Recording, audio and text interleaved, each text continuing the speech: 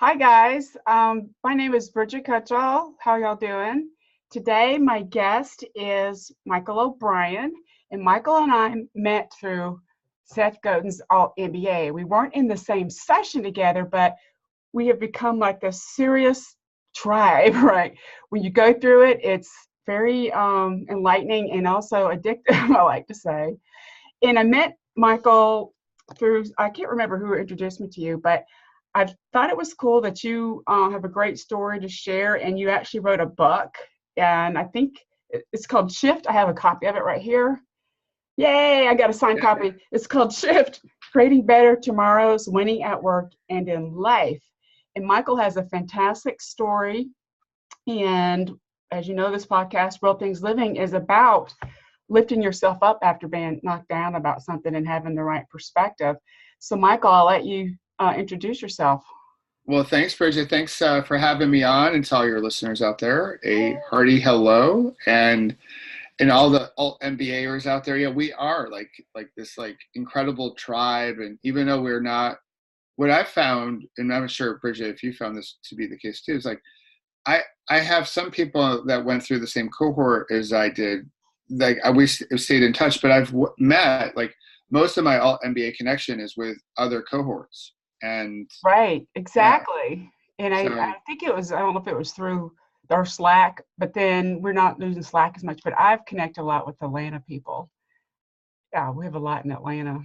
yeah, so and we have a good number up here in New Jersey. We So, probably have a lot well, up there. yeah, time like because this is like Seth country. In fact, my town is almost like as the crow flies directly across the Hudson from where he is. So we're neighbors separated by like around like Hudson seven River, miles. right? Yeah, the That's so Hudson cool.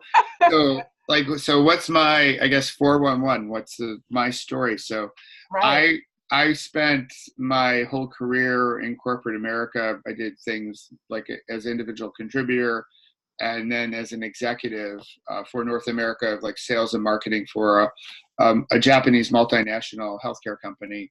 But along the way, I had what I call my last bad day, which, as you mentioned in the book I write about, it was July 11th, 2001. And on that morning, I got hit head on by a Ford Explorer out in the middle of nowhere, New Mexico. I was out there for a company meeting when I was on a bike ride, a training ride. I thought I was being all smart, getting some exercise, avoiding the hotel gym before they were going to Right. torture us with PowerPoint. And he had crossed the center line of the road and hit me head on. And, I, again, sort of affectionately call it my last bad day now because it turned into one of my best days because it helped me shift my perspective in almost every aspect of my life. And it really did create this amazing pause button, for me to sort of examine how I was showing up, not only at life, but also at work. Right. It is, you're telling, when you're describing what happened, I have chills up and down my body because I just can't imagine getting hit by a vehicle. And how early was it? Real early in the morning? I did read the book. I don't remember. I know it was in the morning, but So it was in the morning, it was around right before 6 a.m. okay. Sun was coming up. It was it was a beautiful morning, and I remember like the whole morning. And I also remember the Right. sound of me I bet. hitting the car, the sound of me going into his windshield, the screech of his brakes, like that is still can Oh, reverb in my head. And then the thud I made as I came to the asphalt below. And I know you're an athlete too, and you probably have a lot of listeners who are athletes. So when I regained consciousness after being hit, I asked the EMTs only a question that another cyclist can truly appreciate. I asked them, "Well, how's my bike?" Because I was trying to cut. Yeah, I was that's my trying to. bike. Right. Yeah, I was trying to cut the tension of the situation with Right. a little humor because I knew I was in sort of a life and death situation, Right. not by what the EMTs were saying, but like the whole energy of the situation, just moving or the thought of moving was painful. And I just remember trying to will myself not to fall asleep because I thought if I stayed awake, if I remained conscious, I could control the situation, as crazy as that sounds, because I had no control. I was in a neck brace, a backboard, the whole thing. And then ultimately they brought a helicopter, a medevac to bring me to the only Trauma One center in the state at the University of New Mexico at Albuquerque. And as they put me onto the helicopter, I made a commitment to myself that if I live, life would be different. I would stop chasing happiness. I think that's And, beautiful. yeah, because I was a really, like before my accident, I was a really good human doer, but I wasn't necessarily like living life as a human being. I Right. was on this hamster wheel of just sort of chasing the happiness. And I know probably a lot of your listeners can like relate to say like, I'll be happy when, like, I'll be happy when I get promoted, or I'll be happy like when the book comes out, or I get that fancy new car, or the meeting's over. And we put all these conditions on our happiness as opposed to just showing up in the world, being happy, and or just showing up in the world of like being a leader or being an entrepreneur or being a coach. Like we put all these conditions like, well, once I do this, then I can call myself that. Right. And that, it was, for me it was so stressful. But I also thought that I thought that was the script that society wanted me to live and to play. Because what I thought growing up is like, you go to high school, you graduate, you go to college, you get a degree, and then you get a gig, and then maybe you meet someone, meet a girl in my case, and marry the girl, and you start a family and buy a house, and you work your way up the corporate ladder. I thought that's what you had to do, and along the way they pay you because it's stressful. Right. So I just thought that that was part of the deal. And since I was the leader at work, I was a marketing director for my company's biggest drug, I thought I had to be Superman with all the answers at work. And since I was the dad and the provider and the, patriarch of the family, I thought I had to have all the answers then too. Like I had to like control thing, right? And I didn't have all the answers in either case, but I was trying to pretend that I did. And what I was also doing privately was pouring a lot of stress inside. And if you Right. keep on pouring that stress inside, eventually it pops out in a lot of different ways. For me, literally and figuratively, it was an SUV that knocked the crap out of me. But sometimes it's an illness, and sometimes it's a breakup of a relationship. But like when we put the stress inside, it's going to go somewhere, somehow, someday. And for me, it was that SUV and my last bad days, I call it. It, how long ago did this happen? I can't, is it, So this year I will celebrate 18 years. So my wow. last bad day will be an adult in July. And I have so I have something big happening this coming July. So between July 11th, 2019 and July 11th, 2020, I want to help 1 million people also have their last bad day. And what is that? Well, so basically, so for me, the last bad day is that day where you decide you're going to live your life differently. Gotcha. So it's not unicorns and rainbows and Skittles and denying the fact that we have maybe bad moments or sad moments or frustrating moments during our day, but just living life with more awareness, more mindfulness, empathy, generosity, resilience, right, which is a big part of your story, Exactly. courage, the gratitude, all those like wonderful elements, like living life with purpose, living life on our own terms. So for me, the last bad day is like, it's that day that changes all your future days. And it, again, not denying the fact that we're all human and we're all going to have moments, but I don't want people to have five bad minutes at work. I don't want those to like steal their attention for like a minute longer than necessary. I don't want those 5 bad minutes to turn into a bad day, which then can turn into a bad weekend, which then can turn into a bad week. So it's around having all these other ways of living. And I'm going to try to reach, this is a big like all NBA ship it thing, 1 Right. million people to help them, help them also put their last bad day in the rearview mirror and live life with purpose and intentionality and hopefully much more awareness. I think that's great. I think you're very inspirational, and I'm really glad that you're taking what you learned at All MBA and shipping. Yeah, that's a big thing you're doing. Uh, It's one big hairy audacious goal. It's a one big BHAG. It's but the thing is, the way I look at it is like if I get to 437,000 people that we reach, Right. then it's a win. Like, like certainly a million is a nice round number. It's a big Right. number. And I definitely want to go after that. And, reaching those people. And also part of it is going to be, open invite to your listeners and to you, Bridget, is like for other people to share their story about their last bad day. Cause what I've seen leaving corporate America and sort of going into running my own business and really entering into social media is that we make a big deal about celebrity stories or Right. influencers or royalty. Like we have this like strong fascination with like those one percenters, and some of those stories they're inspiring and motivating, but sometimes they're fleeting because they're the way they live their life and their definition of success is so high up. Like, Right. like That. Tony Robbins is in a different stratosphere than most people. And sometimes when we gravitate towards those shiny stars, we lose focus that we have all these wonderful, inspirational, resilient stories in our own neighborhoods. Like Right. in these, like the people that are like down the street that are living life like with intentionality and awareness and resilience and empathy and gratitude. They just don't have like some social media platform. And I want to be able to create something, a community where they can share their story. And so now we have, we can, tap into all the celebrities, but we can also tap into just stories from people like us Right. that I think are more relatable in terms of driving the type of change that we want to drive in our lives. That is great. I think you're on the right track.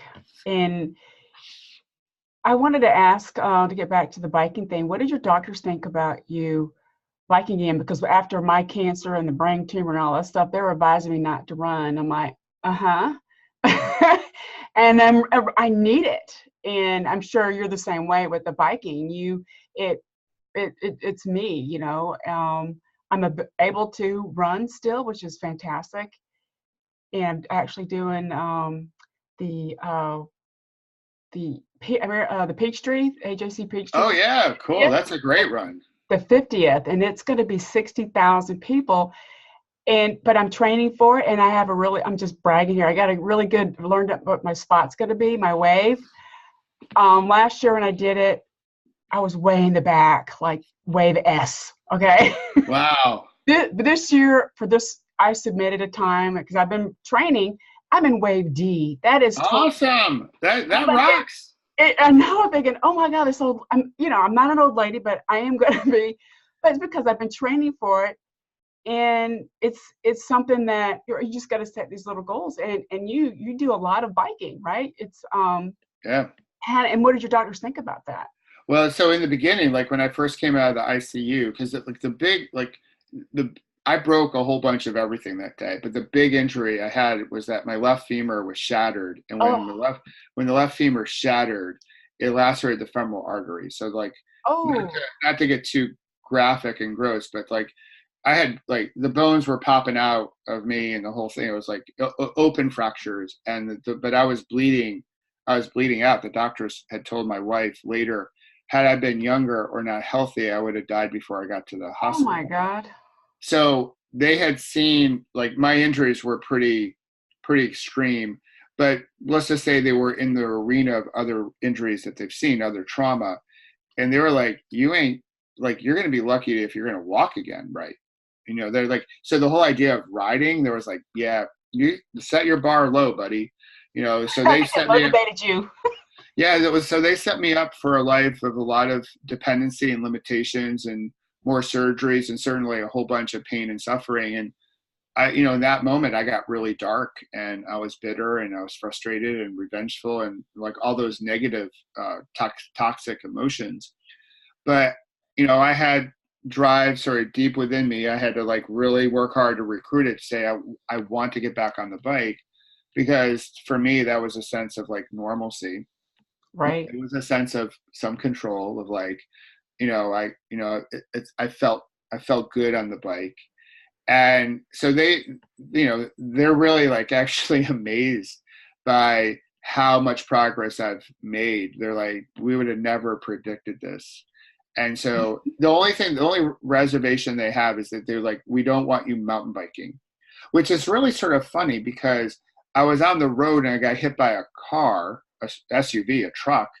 So they're like, yeah, mountain biking in the woods, that's a no-no. So I was like, okay, well, that's an interesting term, like risk calculation. I think they're worried about like just falling and hitting a boulder or a log or something like that, and then doing more damage. So also it's re-injure, I guess. yeah, and so that's definitely something like when I ride now, I definitely ride even more so with safety in mind because of my accident, but also I'm a little bit wiser, hopefully, over the years. But I'm still racing, and Awesome. and the way I look at it though is that every time I pin a number on, and I imagine for you too, is when we show up and toe the line, we've already won. Right, you're right. You got to show That up.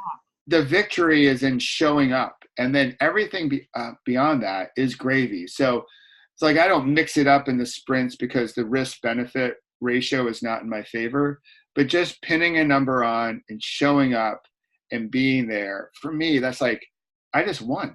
And that's that's just how I look at my sport now. But for me, yeah, so riding is still a big part of my life. And they had predicted I would need knee replacements and a whole bunch of other replacements Gosh. years ago, and knock on wood, with the plan that we put together and executing it, I've kept that stuff at bay, which is great. I think it's like for me, people are like, Bridget, you're such a good runner. You need to do half marathons and marathons. I'm like, no, it's not. I did do a half marathon in the past, and it was in Nashville. And at the end, my foot was numb. Like I thought I stepped on a banana peel, right? Because there were a lot of banana peels everywhere. Yeah. And it turned out, I don't know, it was just my body. I'm a good runner, but it's not meant for that. And I joke that because I'm a runner, I have not so far experienced any joint pain. My body I joke that it comes out as cancer. Yeah. There's a study going out now. They're doing. I'm going to share that on my blog about how exercise like running can guard against cancer. They're studying that right now, and so maybe that's why instinctively I want to do it. It increased inflammatory markers, so it helps push it back. So that's why I'm always looking at. I am incorporating some swimming too. I don't know if my doctor recommended that because runners, we get a little weaker in the shoulders, right, as we age. Yeah. The swimming is just a different way. And I went to the local YMCA and did a class. I know how to swim. I just want to make sure I'm doing it properly. I was exhausted. Good for you, because I'm a good wader. Like I can like sit in the water, but I'm not a good swimmer. And there's like I do think like part of my evolution as an athlete is I will pick up some swimming as I go forward. And so you've just inspired me to go to our local Y and take a course, because I get like really heavy in the legs and my legs I sink, my butt sinks. Yeah, and so I don't breathe well. So I feel like I'm just not breathing well. So I get to the end of the pool and I'm like, I'm out of breath, and I'm like, this swimming thing, I'm like, what is Michael Phelps thinking? Like, I have a total different. I mean, I know swimming is hard, but like you, I was a waiter, and I could. They had me do different. The coach had me do, the freestyle. That is hard for me. I don't know why freestyle is hard for me, because it's the breathing thing, and I was picking my head up, and I got to go back again this weekend. But I could do the backstroke like it's going on. I could do that easy because you're not having to worry about how you're turning your head and breathing. Yes. Or the breaststroke. I'm pretty good with the breaststroke, but the freestyle is like it's brutal. I have friends that are really good swimmers, and I have all the admiration Uh-huh. towards them I can possibly muster. And, and so they look at me riding my bike and they're like, you're crazy. I'm like, well, you're crazy. So Right. And they think I'm we're all crazy. sort of, we're Right. all sort of crazy. And so if we just love our crazy, I think we'd get along much Right. better as a, I as a I did society. I did a sprint triathlon once for women, and those women were the most aggressive women I've ever met. And the swim part was first. I was in the this was a probably about 8 years ago, and I was in the 40 age group. They gave the women in their 50s like an 8 minute head start, and then us in the 40s went. Well, we only had a 3 minute head start for the women in the 30s.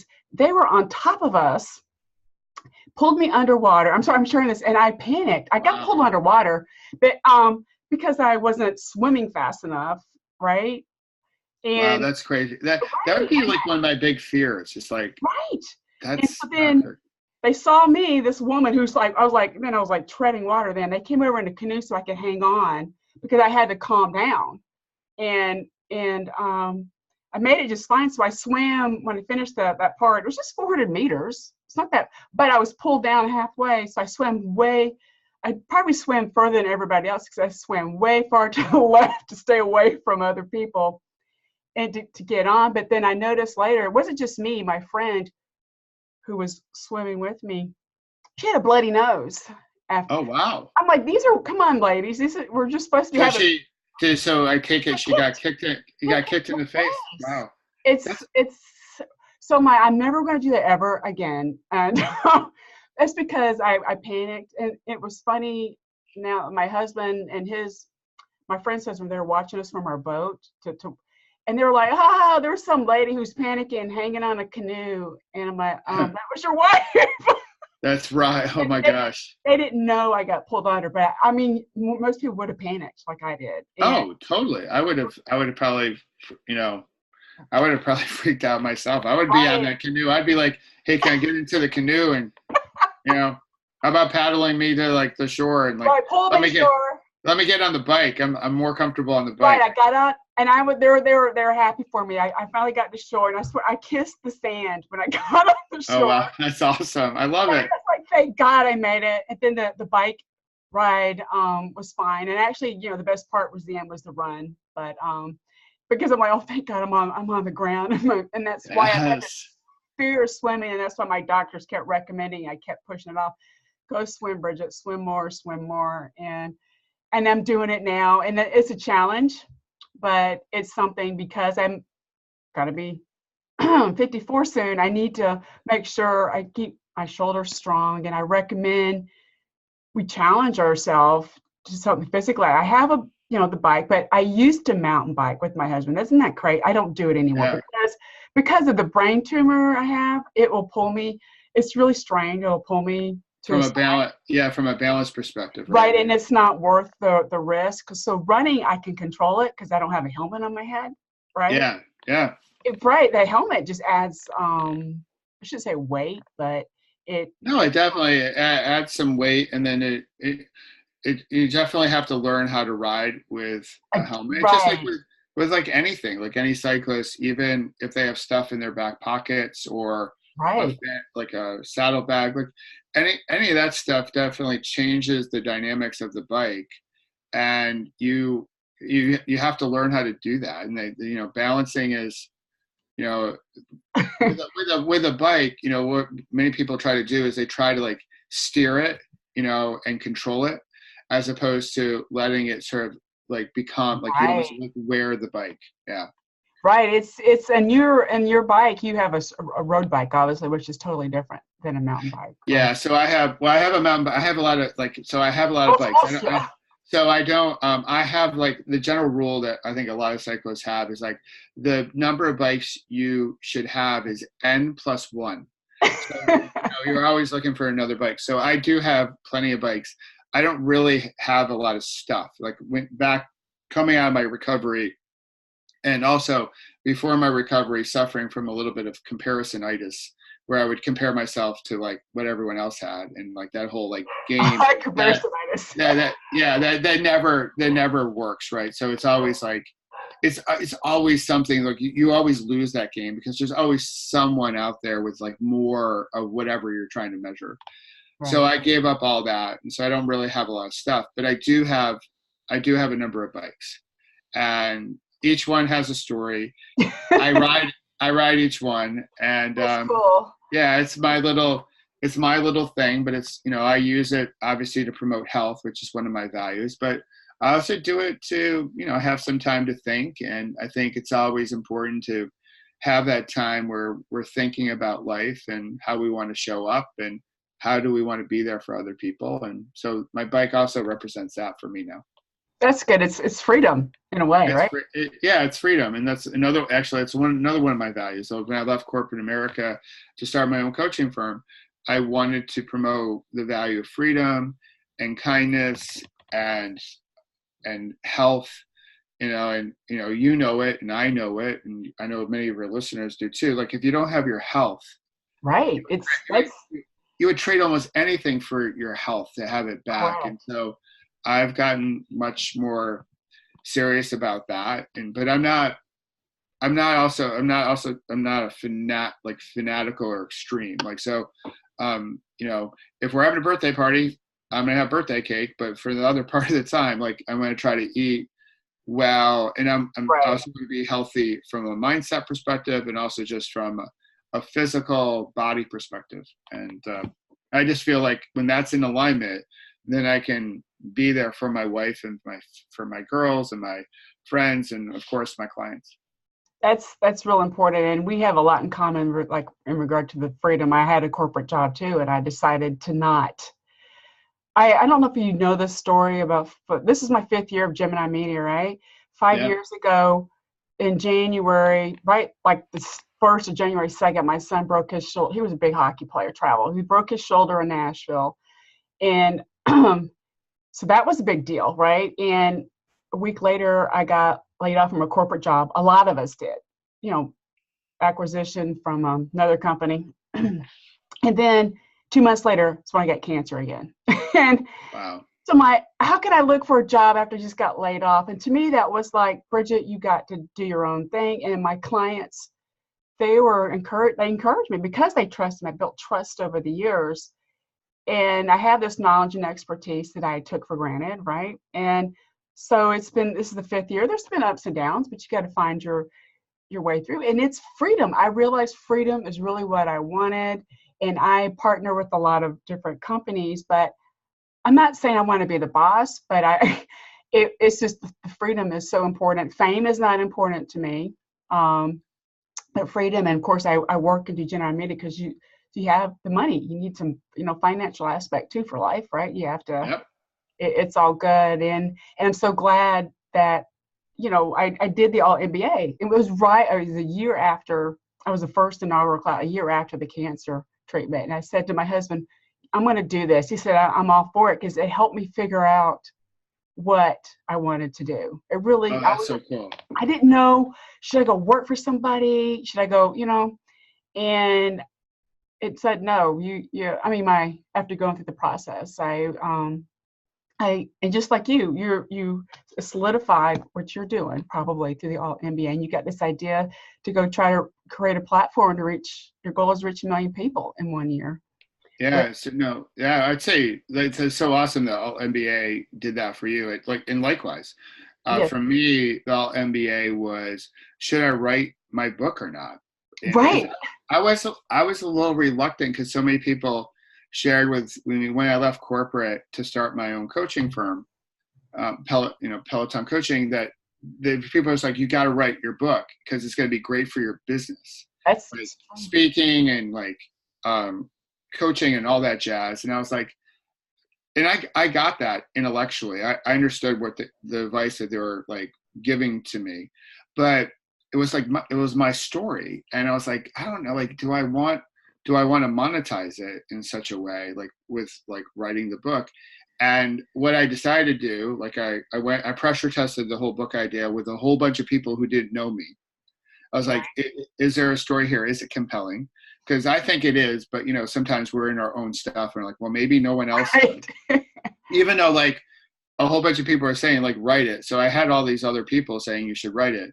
But then through the MBA, I was like, okay, I'm going to write it. And then I decided like, okay, this story is really about like trying to make a difference in other people's lives. I'm going to give away all the proceeds to charity. So all the proceeds go to an organization based in Chicago called World Bicycle Relief.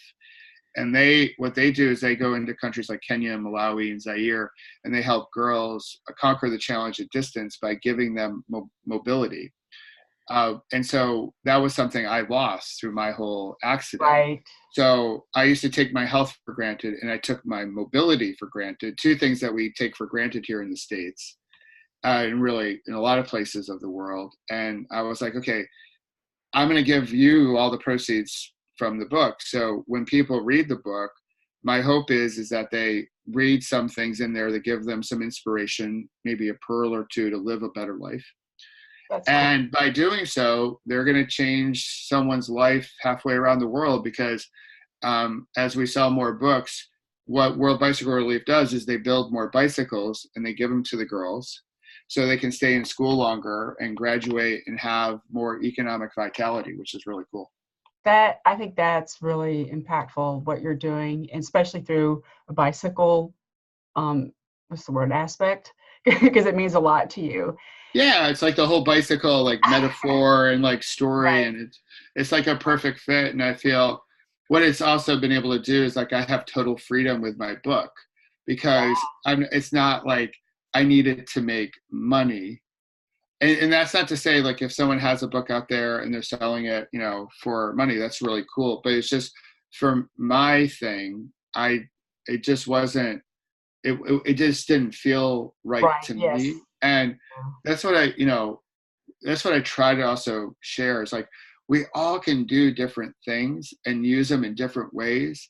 And there's no right way of doing it. It's just like, what can we embrace all the possible ways and then be really supportive to each other, regardless of how we're going to go about doing it. So yeah, for me, it's just sort of like an intuition gut thing that just felt right. And it gave me that extra little mojo to get the book across the finish line. I think that's fantastic. And I'm glad that your all MBA cohorts convinced you to write your book, because it's a great story. Well, I read it really, I don't know how many pages it is, but I read it, let's see. It says 210 pages, right? So I read it probably in a couple of days. You have to sit down. But I think I was on a trip and I read your book. I think it's really good. And thank you. Yeah, it's as people say, it's a page turner. They it tell me is. that. What happens next? What happens next? And one of the things that I love most about it is like when people read it, some of the best, like actually not some of the best testimonials or the best feedback is when they read it and they're like, I need to meet your wife. Your wife is like, oh yeah, she was really critical in your recovery. Oh, totally. And so for me, although if I told her like, hey, I want to write the story and you're going to be like prominent and people are going to love you, she would be like, there's no way you're writing this book, because she's definitely much more of a private person. But what I do love is that when people read it and they're like, your wife sounds amazing, I can't wait to meet her one day. And I'm That's like, so cool. she pretty much is amazing. And I hope people get to meet her one day. So, cause she was instrumental in my recovery. I'm not here today, and certainly not in this condition today without her support and her love and her friendship and just, that is so cool. You have a great story, and I just want to remind everybody, the name of the book is called Shift: Creating Better Tomorrows, Winning at Work and Life, by Michael O'Brien. And Michael, do you have like a website or anything that you can refer people to? Yeah, so my good start would be go to michaelobrienshift.com. And so there they can do a couple different things. One, if they want to get an autographed copy of Shift, they can buy one there. Obviously, you can buy it at Amazon too, because Jeff Bezos sells everything and anything. But yeah, you can get an autographed copy of Shift on my website, michaelobrienshift.com. You can also sign up for my weekly leadership blog. And there's also a little quiz we have called the Wealth Language Quiz to understand the story of our money, because money is a way to keep score, right? You need money to live, but we all have a story of how we want to use our money, and it's good to know what that is. So folks can do a couple different things while they're there, and snoop around and discover a little bit more. So. I am so happy you came on today. I really appreciate your generosity, and I definitely recommend you guys check out his book and his website, and hope you have a wonderful rest of the day. Thank you so much.